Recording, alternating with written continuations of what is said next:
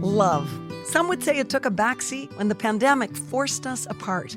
As a family-run and proudly Canadian-owned company, Charm Diamond Centers saw the need to bring us together with tales of love and created the Canadian Love Map podcast. Since then, we've shared hundreds of real, uplifting stories that prove love conquers all. So thank you for listening. We couldn't do it without you. And remember, love starts here. What the world needs now is love. More love. Stars literally aligned. He's always been the one. There's someone out there for everyone. I'm Nancy Regan, your host on the Canadian Love Map. We are on a journey to uncover and share love stories of all kinds. He's never forgotten to bring me flowers. We're hoping we're going to give a little good news to this world. Even in these dark times, the life continues to go on. It's all about compassion, devotion, adventure, and of course, love. Everybody needs somebody. Everybody needs love. This is the Canadian Love Map. Well, love is the most important thing. You try to make a difference in the world, and none of it, really means anything unless you can share that experience with somebody that understands what you're trying to do. There's no one in this world that I connect with on that level more than Haven. I couldn't imagine, if I came home at the end of a hard day, if someone didn't want to talk to me about that toll, or someone didn't understand. Without me even having to say anything, he understands, because he's been there. I don't know if I could do this if I didn't have that support. Today's love story belongs to Rick and Haven. Over 7 seasons of the Canadian Love Map, we've shared stories of some unique engagements.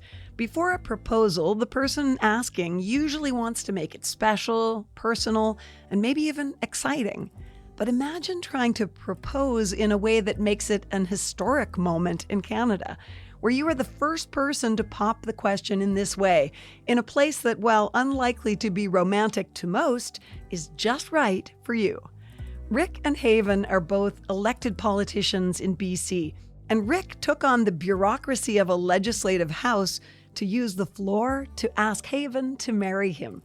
We'll find out how the intensity of a political campaign brought them together, how Rick nearly lost his window to pop the question, and how their story united all factions with a moment of true love.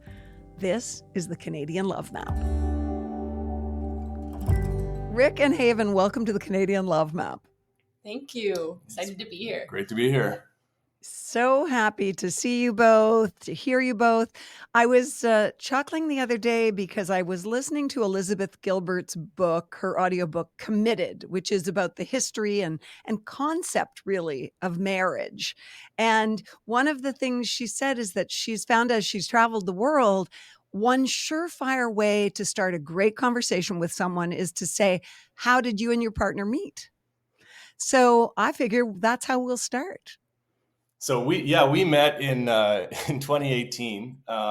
It was shortly after the provincial election in British Columbia, where I was first elected, and there was a municipal election at that time. And being in the political circles, going to different events and things like that, we first met. I don't even remember what the event was, but I remember we were leaving at the same time, and we had chatted a bit or whatever, and we said, do you want to walk home together? We're going in the same direction.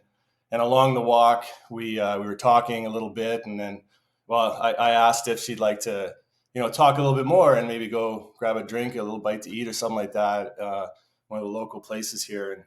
And so we did. She said, sure. And we ended up talking for hours and hours and hours until basically almost shut the place down. And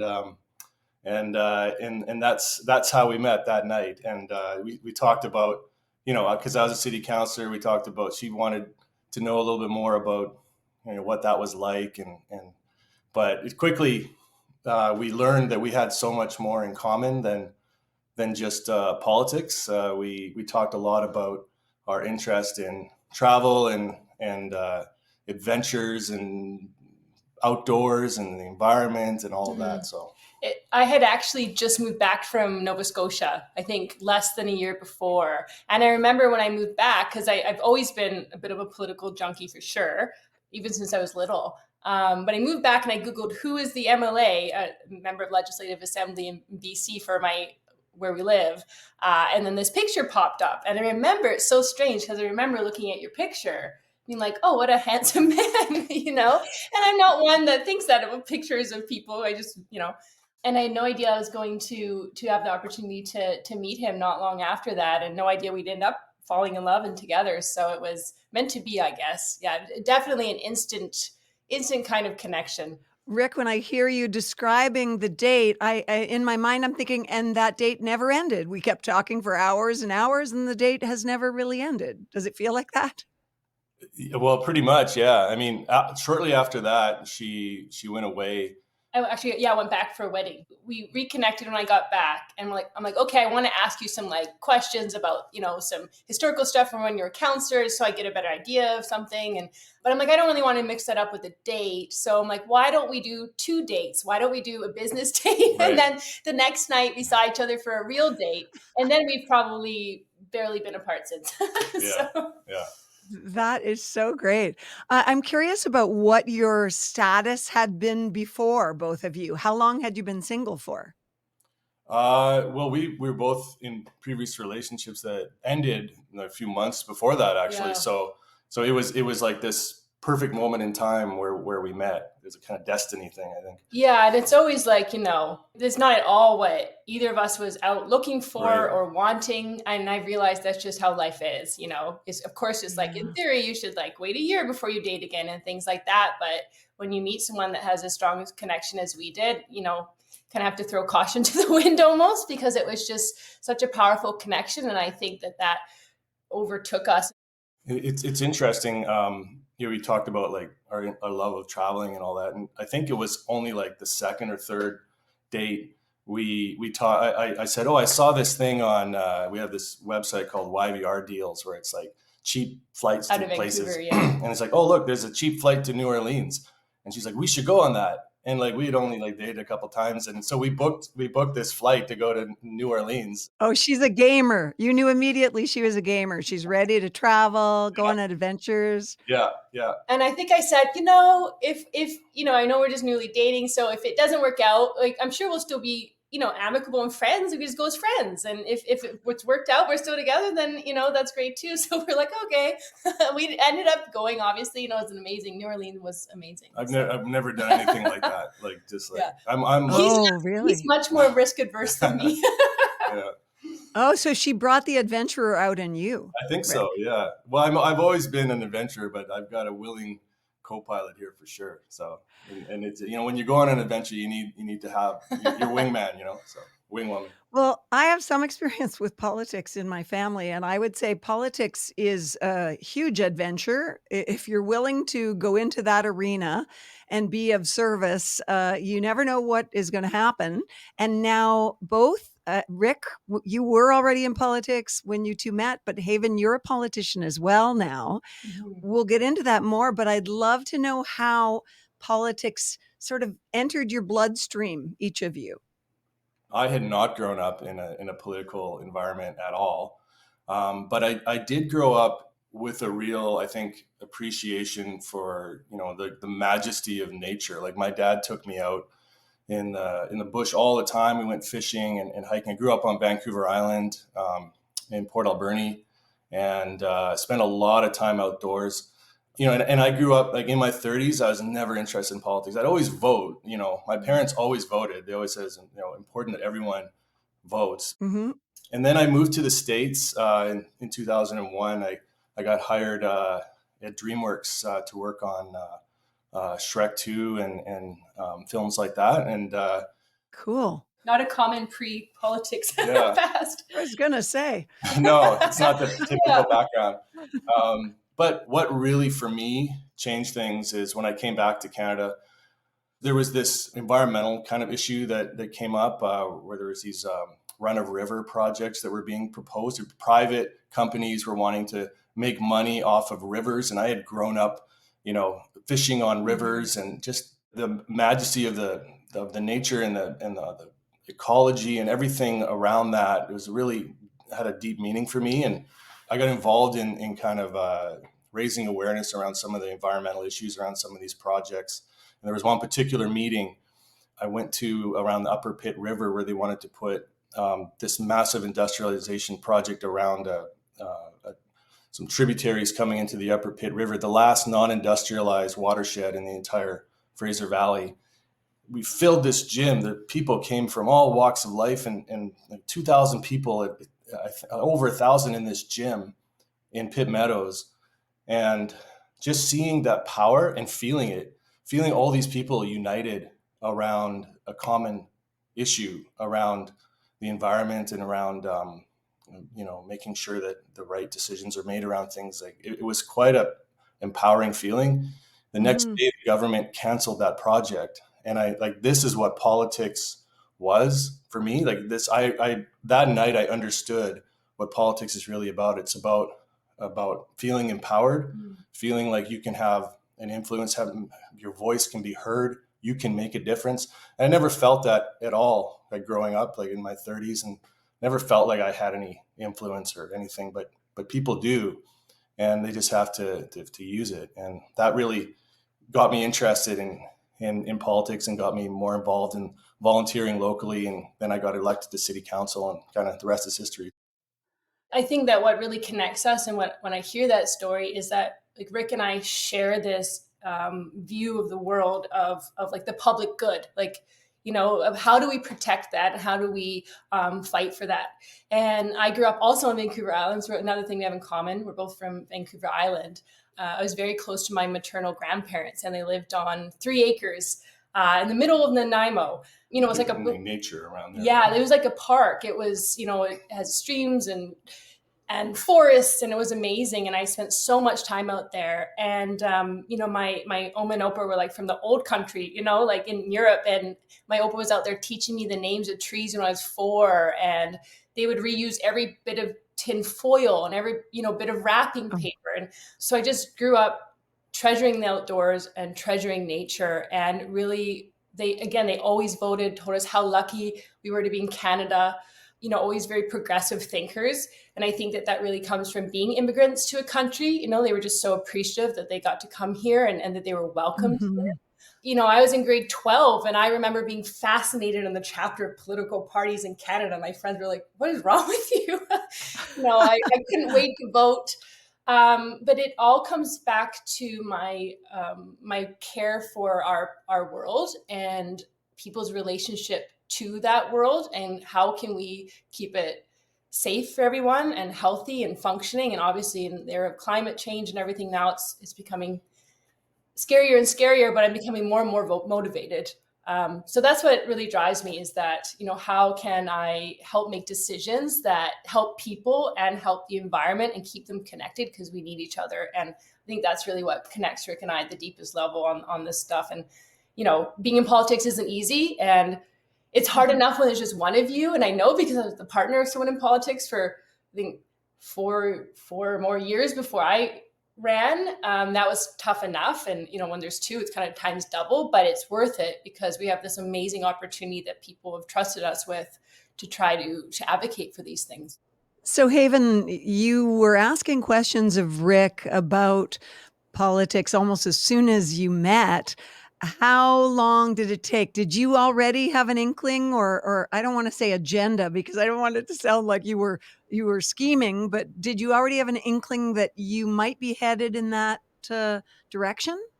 To be honest, like when I met you and I met Rick, that wasn't the first thought in my mind. To me, I was like, oh, this is someone I can get to know that has so much relevant history to this community. Because I had been in Nova Scotia for 3 years to do graduate school. I moved back home, and what I heard about was that they wanted to sell off some city land. And I live in a really quite a small community, and, city land to me is very valuable. And I was like, no way.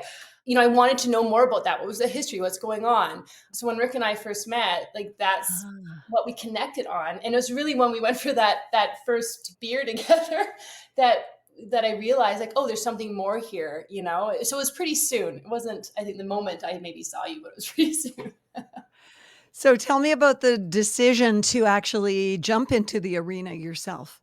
I think that it's really that issue on the sale of public land that kind of fired me up and got me asking more questions. Like even when I lived here before moving away for graduate school, I kind of knew what was going on and paid attention often, but I didn't know a deep, history of all the things. So I wanted to stop that. I did not want the sale of that land to happen. And then right when I moved back, there was a municipal election. So I thought to myself, who is going to advocate for the protection, of those public lands? So I wanted to get involved in that, and I did. And that's kind of what got me hooked. I didn't run that election, but I started to volunteer for like committees locally, went to like every council meeting, and spent, I guess, 4 years between elections, like really, really getting involved and trying to understand all of the issues. And then I finally decided to run, and it wasn't easy. I always knew I wanted to do it, but it was still a hard decision because it's tough. Like counselors here are part-time, even though we're not, you work full-time, but you're paid part-time. And obviously like I had another career. I work in public health and public policy. So it's a lot of sacrifice, but something in my heart just told me to do it. So I threw my hat in last election and it worked out. I got elected, and it's been a year since.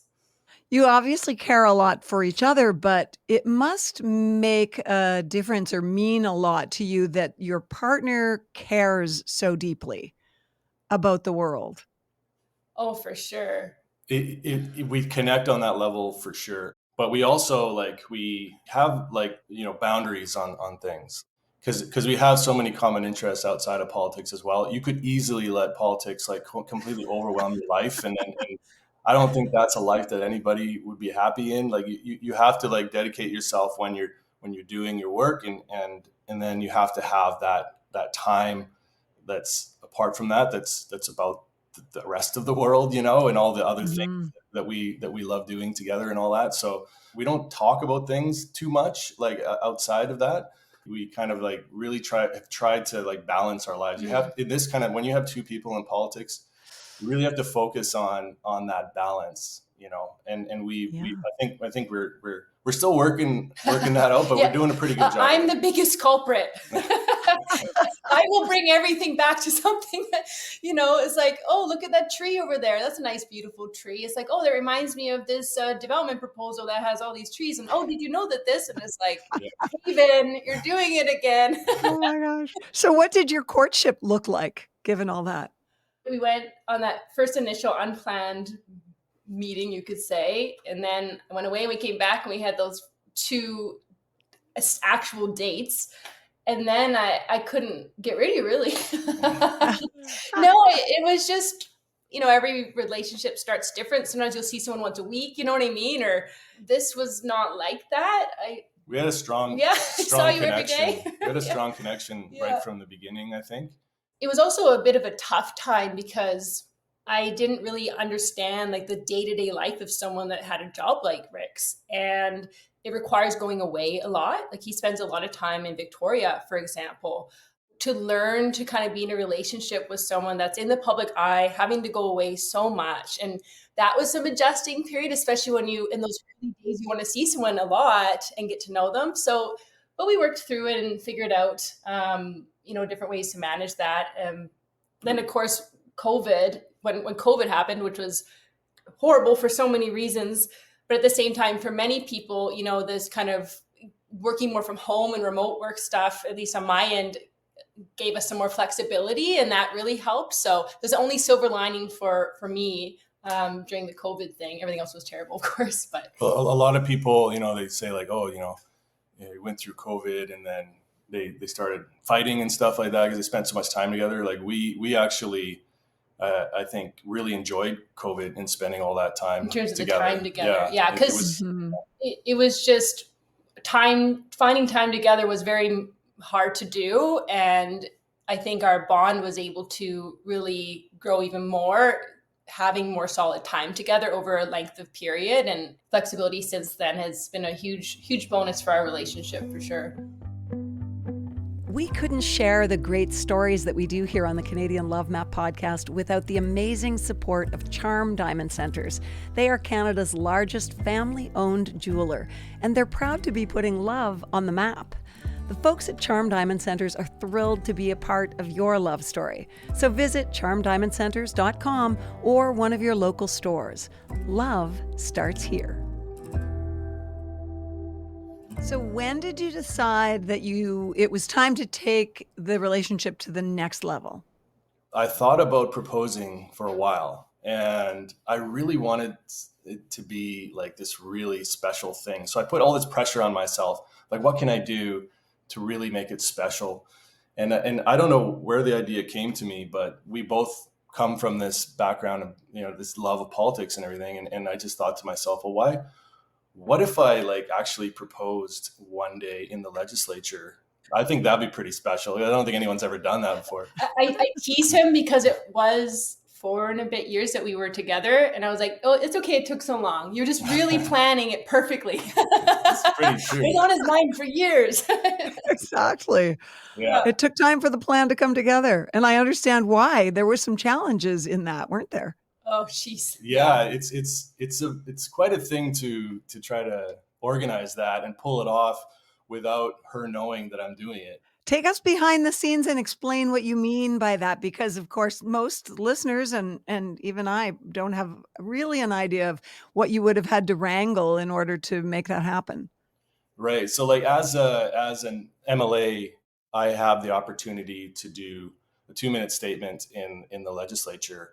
And usually these speeches are about some local issue or some local group doing some great work, and you just want to, promote that and talk about the great things they're doing and all that. And I had one scheduled for May.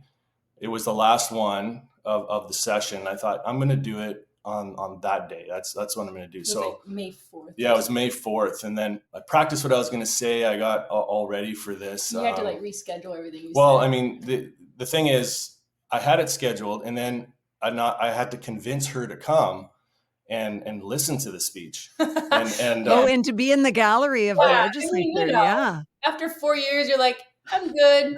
I get what you do. Yeah.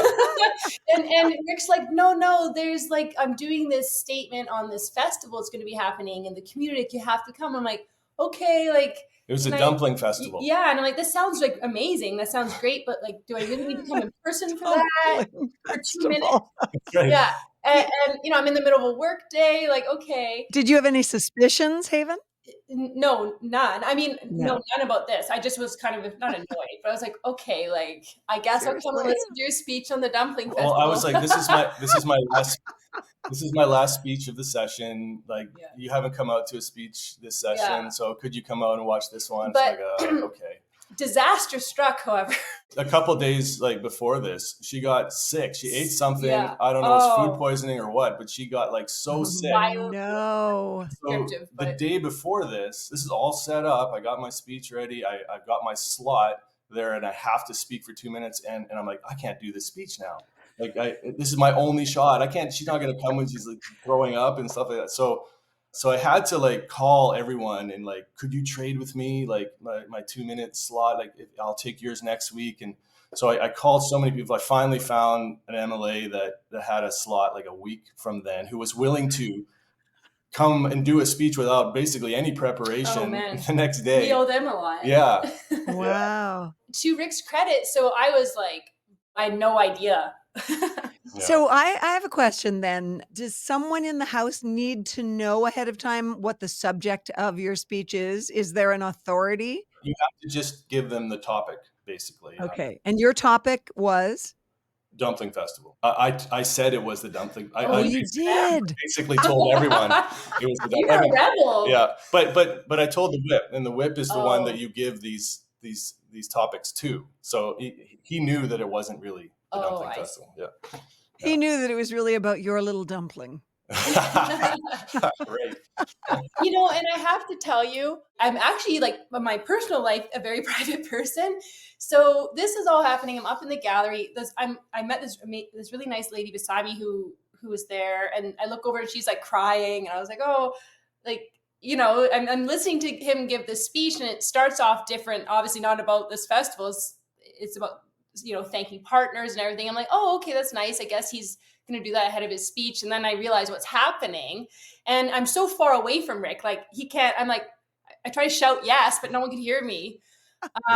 So he's like, I'll meet you in the gallery. So we both run out front and give each other a big hug, and there's a picture taken, and it's like really exciting. And, I'm in disbelief still.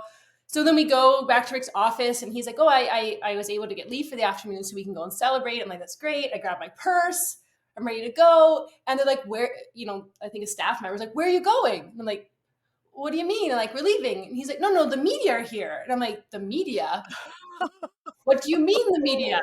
And it never in those moments occurred to me, not even that for a split second, that like anyone would really care about this, like beyond, us and people we knew. Obviously Rick's colleagues know me, and you know what I mean? Like, I thought it would be a moment there. I joke it must have been a very slow news day, like very slow.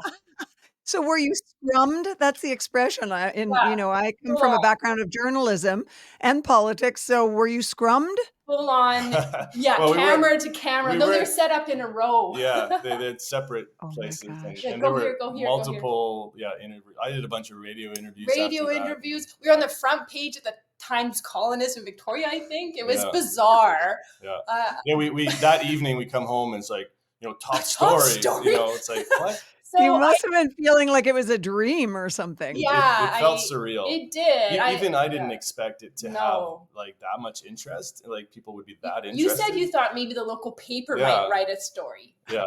Yeah. So anyway, it was totally surreal and such a very cool experience, and obviously one I'll carry with me forever, and a really special way to start our engagement. But yeah, I was also slightly mortified. Like, I felt like I had to, the next day I pulled a hat down really low if I went anywhere, because I didn't want to.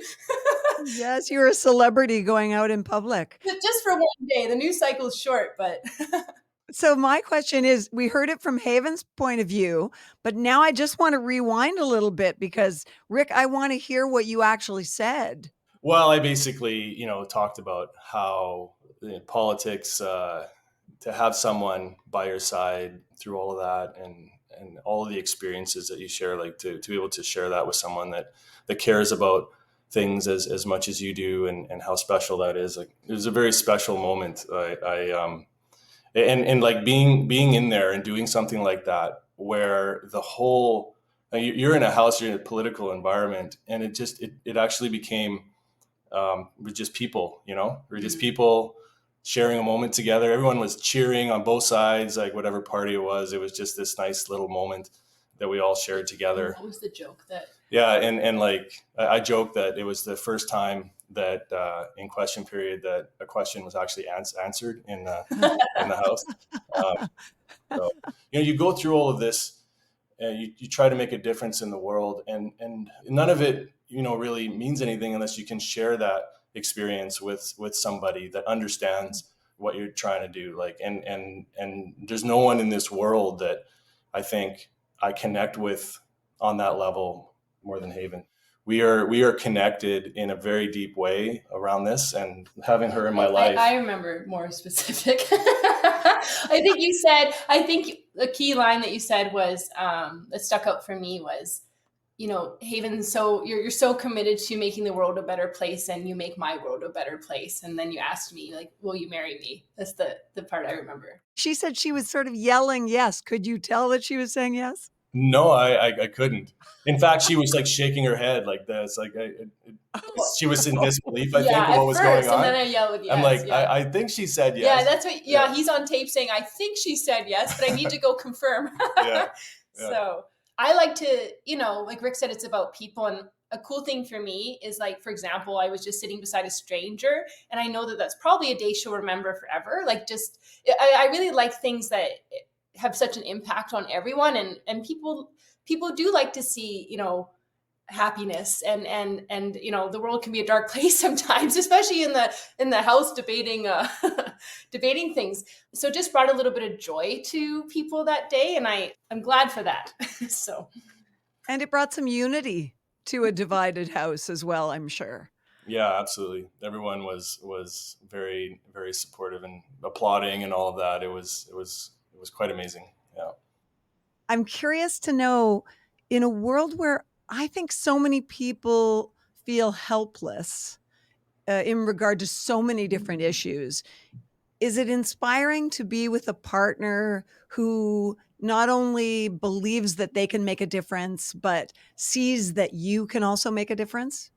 I would say absolutely. And Rick mentioned previously that, oh, we try not to obviously talk about politics all the time. And then that got me thinking, it's like, but the care never goes away. I think that the inspiring thing is whether, our jobs and political topics and decisions that need to be made. Like, obviously my work is completely separate to Rick's work. Like, we, have completely separate jobs with separate issues we're dealing with. But that care doesn't end there. Like, we share care for people when we're out. We share valuing kindness. We share helping animals. We share protecting nature for out camping, and I think that that's really something that means a lot to me. And being with someone that shares that with me, and I see it every single day and every single thing that he does, and then I know that his heart cares as much as mine. I think that that is what is so special and really bonds us together, and makes you feel like you can manage kind of anything that comes your way. So Yeah, that's beautiful. Rick, what's your response to that? It can be challenging sometimes when you care about something and you try to make a difference, and you may not find success in making that difference. I really believe strongly in empowering people to believe in themselves and in their ability to do things. Like, if somebody contacts me, I tell my staff I will always meet with them. I'll always talk to them. And sometimes people come to me and they're like, "Oh, can you do this? Can you do that? Can you do this?" And I'm like, I can try, but also you can too. You can do things. And I really believe that's the essence of politics. Like, people can make a difference. You can make a difference. And sometimes it feels lonely to do that. And like with Haven, I never feel alone. Like that feeling never goes away. Like her care for things is always so prevalent. So I have this, it gives me sort of this inner, this strength almost. Like, for us being together, we have this kind of strength where we can build off of each other in terms of that. But when things get hard or whatever, like, you have someone there that understands what that's like, and that makes a huge difference. It feels like we're connected in a very deep way. I couldn't imagine, like, if I came home at the end of a hard day, if someone didn't want to talk to me about that toll, or someone didn't want to didn't understand. And I think the special thing and the unique thing about us is, like, you just, without me even having to say anything, he understands because he's been there, and not many people have been there. I don't know if I could do this if I didn't have that support from Rick. That's beautiful. It's time to wrap up, but I have one more personal prying question, and it is this: what is it you love most about each other? Her heart, how much she cares about things, but also the ability to go out into the world and experience and have that sense of adventure. We've done so many things together. We've gone like a multi-day canoe trips. We've gone on like multi-day hikes, and like, I feel so comfortable doing adventurous things like this. Adventurous spirit, that spirit of, oh yeah, we could do that. I remember one time we went on this canoe trip and we were like trying to get to this other lake up a river. I wouldn't have even attempted that if I wasn't in it. And we didn't actually do it, but we were like, yeah, let's try. We didn't make it. We didn't, but we tried. And that's the thing, is like, we have that, like, somehow when we're together, it's like, oh yeah, well, let's try that. Okay, public service announcement: don't try to go up a rushing river in a canoe. Yeah. I was going to say, she makes you want to paddle up a river. That is the best statement ever on this podcast, I think. Haven, you got to finish us off here. Sure. What do you love most about him? I mean, there's so many things, but top of my mind today is Rick just has this incredible earnestness to him about everything that you do, everything that he does.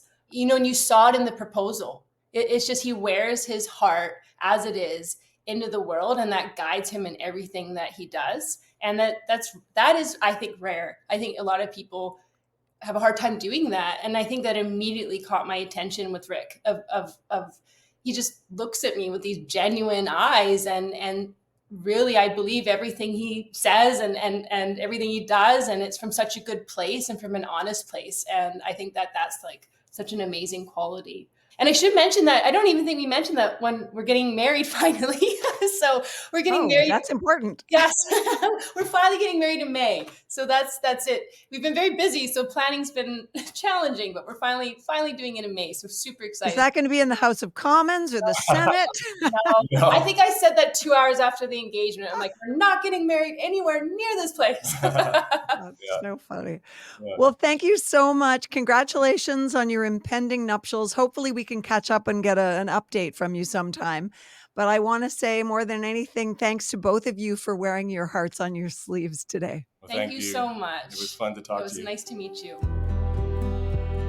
Thanks so much for listening to the Canadian Love Map. This podcast is presented and made possible by Charm Diamond Centers. It's hosted by me, Nancy Regan, and is produced and distributed by Podstarter. We love sharing love stories of all kinds, and that could include yours. So do you or someone you know have an uplifting tale to tell? Reach out to us on Facebook or Instagram using @CanadianLoveMap or email producer@podstarter.io. We'll be back next week with another love story to add to the map.